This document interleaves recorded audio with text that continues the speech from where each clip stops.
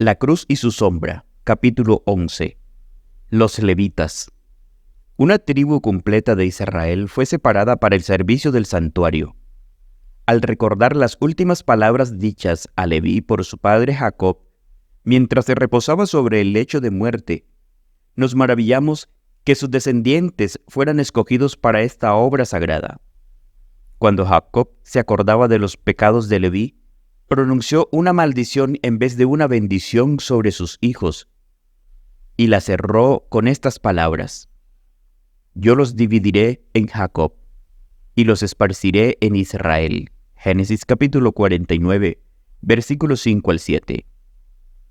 Maravilloso es el amor de nuestro Dios, que puede transformar una maldición en una bendición. Nehemías capítulo 13, versículo 2. Solo un Dios poderoso puede transformar unos pecados carmesí en tan blancos como la nieve. Isaías capítulo 1, versículo 18. La naturaleza impulsiva, que bajo el control de Satanás lleva a un hombre a cometer crímenes desesperados, no son eliminados cuando él se convierta en esa misma impetuosidad. Maravilloso es el amor de nuestro Dios, que puede transformar una maldición en una bendición. Nehemías capítulo 13, versículo 2. Solo un Dios poderoso puede transformar unos pecados carmesí en tan blancos como la nieve. Isaías capítulo 1, versículo 18. La naturaleza impulsiva que, bajo el control de Satanás, lleva a un hombre a cometer crímenes desesperados, no son eliminados cuando él se convierta. Esa misma impetuosidad, consagrada y bajo el control de Cristo, lo convierte en un valiente guerrero para el Señor.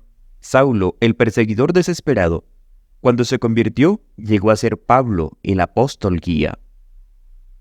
El intrépido carácter que, bajo el control de Satanás, llevó a Leví a asesinar a los siquemitas, cuando era controlado por la gracia de Dios, les permitió a sus descendientes tomar su posición de parte del Señor cuando la masa de Israel entró en la idolatría. Éxodo capítulo 32, versículos 26 al 29. Dios transformó la maldición en una bendición. Él dijo: por cuanto ellos habían observado su ley y guardado su pacto, ellos deberían enseñar tus juicios a Jacob y tu ley a Israel. Deuteronomio capítulo 33, versículos 8 al 11. Cuando el fin de que su influencia para el bien fuera más ampliamente sentida a través de Israel, el Señor, en vez de darle una porción de la tierra por heredad, así como le dio a las otras tribus, señaló como su porción 48 ciudades esparcidas entre todas las tribus. Números capítulo 18, versículo 20. Ciertamente ellos estaban divididos en Jacob y esparcidos en Israel, pero la maldición fue transformada en una bendición. Nuestro Dios es Jesucristo, es el mismo ayer y hoy y por los siglos. Hebreos capítulo 13, versículo 8. Cuando Él pronuncia maldad contra una nación o un individuo debido a su maldad, si se apartan de su mal proceder, Dios dice que Él se arrepentirá del mal que Él pensaba hacerles, y al igual que en el caso de Leví, vendrá una bendición en vez de la maldición.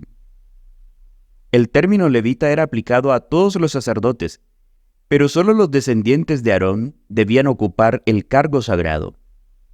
El resto de la tribu debía realizar los servicios del santuario bajo la dirección de los sacerdotes. No estaban permitidos oficiar en el altar del holocausto, ni quemar incienso, ni realizar alguna de las actividades de los sacerdotes dentro del velo. Los levitas debían servir o ministrar a los sacerdotes, pero los sacerdotes debían ministrar para el pueblo delante del Señor.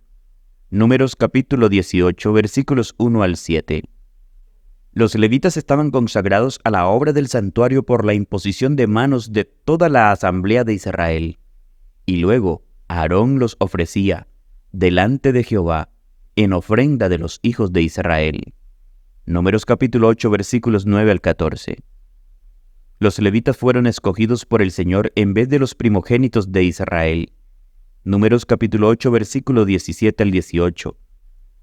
Mientras viajaban por el desierto, ellos llevaban todo cuanto le pertenecía al tabernáculo, pero aunque cargaban el mueble sagrado, nunca fueron permitidos siquiera mirarlo. Números capítulo 4, versículo 20. Después de la construcción del templo, los levitas fueron asignados a la tarea de servirle a los sacerdotes en el servicio del santuario. Ellos preparaban el pan del propiciatorio, con frecuencia dirigían el servicio de canto, recogían los diezmos y hacían una gran cantidad de trabajo en relación con el servicio del Señor. Primera de Crónicas, capítulo 23, versículo 24 al 32. Durante la época de David, los levitas empezaban a servir en el santuario a la edad de 25 años. A la edad de 50 años, ellos cesaban de ejercer su ministerio. Números capítulo 8, versículo 23 al 26. No eran despedidos, todavía tenían una supervisión sobre la obra, pero no se esperaba que desempeñaran labor ardua. La obra de los levitas estaba principalmente confinada al atrio, y de esa manera la obra del ministerio evangélico de la actividad.